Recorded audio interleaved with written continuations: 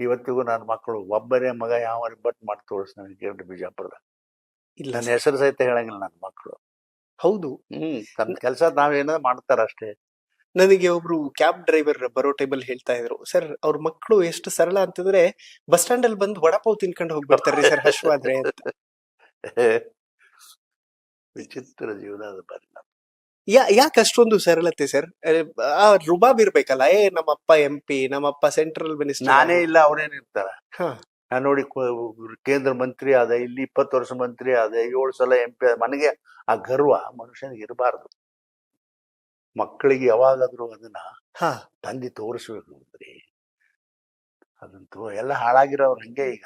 Okay. ಆಮೇಲೆ ನಮ್ ಬೇರೆದವ್ರ ಮಕ್ಳು ಏನ್ ಮಾಡ್ತಾರ, ನಮ್ಮ ಅಪ್ಪನ ಹರಾಮ್ ದುಡ್ಡು ಅದ ಹೇಳಿ ಚೈನಿ ಹೊಡ್ಕೊಂಡು ಅಡ್ಡಾಡ್ತಾರ. ಹೌದು. ಮಕ್ಕಳಿಗೆ ಯಾವಾಗಾದ್ರೂ ನಾವು ಕಷ್ಟದಾಗಿರ್ದ ಅನ್ನೋದು ತೋರಿಸ್ಬೇಕು. ಹ್ಮ್. ರಾಜಕೀಯದೊಳಗಿದ್ರು ತೋರಿಸ್ಬೇಕು, ಅವ್ರಿಗೆ ಇಲ್ಲಪ್ಪ ರೊಕ್ಕ ಅಂತ ಹೇಳ್ಬೇಕು. ಓ, ಇದೆಲ್ಲ ಹಾಳಾಗಿರೋದು ಇದ್ರ ಸಲುವಾಗಿನೇ ಎಲ್ಲರೂ ರಾಜಕಾರಣಿಗಳು ಹಾಳಾದ್ರು. ಈ- ತಮ್ಮ ಮಕ್ಕಳಿಗೆ ಯಾವ ರೀತಿ ನಡೆಸ್ಕೋಬೇಕು ಅನ್ನೋದೇ ಗೊತ್ತಿಲ್ಲ ಅವ್ರಿಗೆ.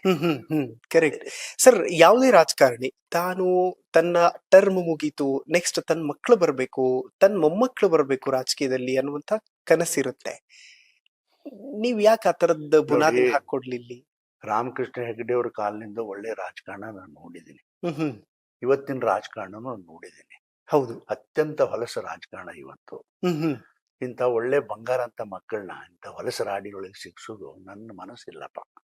ಎಲ್ಲ ಬಹಳ ಹೊಲಸು ಅಂದ್ರೆ ಹೊಲಸು ಗಬ್ಬನ ಆಗ್ತದ ಇವತ್ತಿನ ರಾಜಕಾರಣ. ಅದು ನನ್ನ ಮಕ್ಕಳು ಸೇರಿಸ್ಲಾ?